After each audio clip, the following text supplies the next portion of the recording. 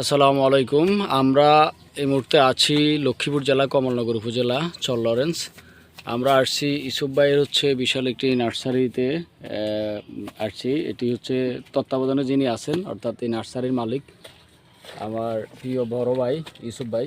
ভাই কি অবস্থা, ভালো আছেন? আলহামদুলিল্লাহ ভালো আছি, আল্লাহ রাখছে, আপনার দোয়া ভালো আছি।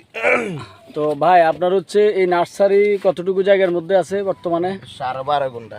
12.5 ঘন্টা। 12.5 ঘন্টা আপনার, যদি আমরা শতকে হিসাব করি, প্রায় 90 শতক জায়গার মধ্যে আপনার এই নার্সারি।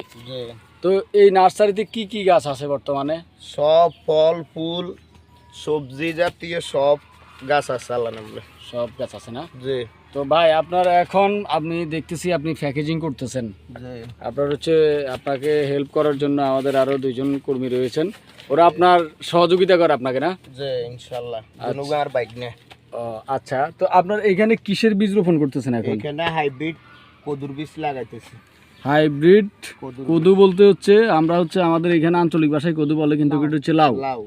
হাইব্রিড লাউয়ের বীজ লাগাইতেছেন।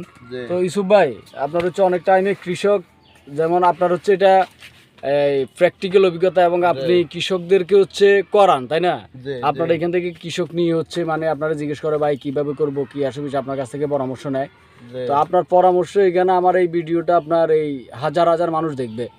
তো আপনি যদি একটু কৃষকদের উদ্দেশ্যে বলতেন যে আপনার এই যে আপনি এই প্যাকেজের মধ্যে যে মাটি একটা প্যাকেজিং সিস্টেম করে এরপর আপনার লাউয়ের বীজ দিচ্ছেন, এই মাটি কিভাবে প্রস্তুত করছেন? এই মাটির সাথে গোবর সার দিছি, জৈব সার দিছি, এরপরে দিছি এই লাল সার দিছি, দিয়ে এগুলারে ভালো করে কোবাই 1 সপ্তাহ রাখি দিছি। 1 সপ্তাহ রাখানোর পরে এখন প্যাকেট করতেছি। আচ্ছা, মাটির সাথে আপনি গোবর সার, এরপরে আপনার জৈব সার, এরপর এমওপি অর্থাৎ লাল সার, এই 3টা দিয়ে আপনি 1 সপ্তাহে মাটিগুলো ফালা রাখছেন। দেন সারের অ্যাকশন চলে যায়। সারের যে একটা ঝাঁজ, ঝাঁজটা যখন চলে যাবে তারপর আপনি এই প্যাকেটগুলো কিভাবে, এগুলো তো আপনার ওই যে সবগুলো আমরা ওই হাজার হিসেবে কিনি, 1500 টাকা, একটা 1.5 টাকা করে কিনে হলে। আচ্ছা, তারপরে আপনার প্রতি প্যাকেটে কয়টা করে বীজ দিছেন? দুইটা করে বীজ দিছেন। তো এই বীজ দেওয়ার পরে ইসুফ ভাই আপনার এটা অঙ্কুরোদ্গম, অর্থাৎ কয়দিন পরে আপনার এখান থেকে? কত 5 দিন 6 দিনের ভিতরে উড়ে যায় বেলা নামলে। উড়ে গেলে এগুলার আবার পাতলা করে, মানে এখানে তো একদম ঘন করে আপনার সবগুলো একটার সাথে একটা লাগিয়ে রাখছেন।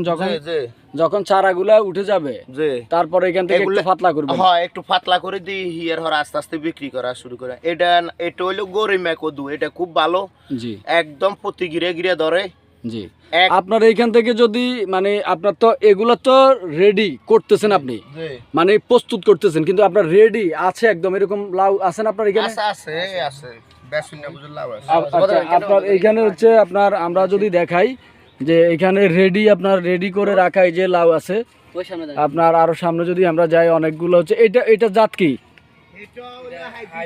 হাইব্রিড লাউ। এখানে আপনার এই নার্সারিতে আপনার অনেক ধরনের আপনার সবজি রয়েছে, সবজির চারা রয়েছে, পেঁপে, পেয়ারা, এরপরে সবচাইতে আরেকটা বড় প্লট আপনাদেরকে শেয়ার করি, সেটা আপনার আছে এখানে এই প্রচুর পরিমাণে সুপারি গাছ।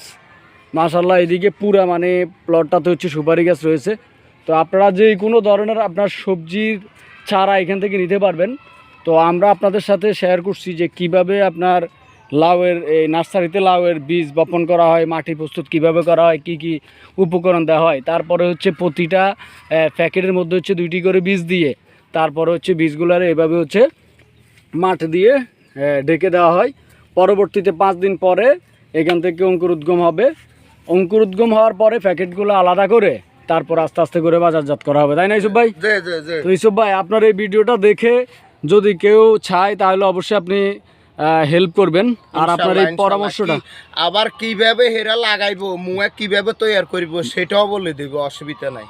তো আমরা আপনার এখানে নাম্বার দিয়ে দিব, যদি কেউ আপনার কাছ থেকে খুচরা এবং পাইকারি চায় আপনি অবশ্যই দিতে পারবেন। তো ইনশাআল্লাহ দিতে পারি।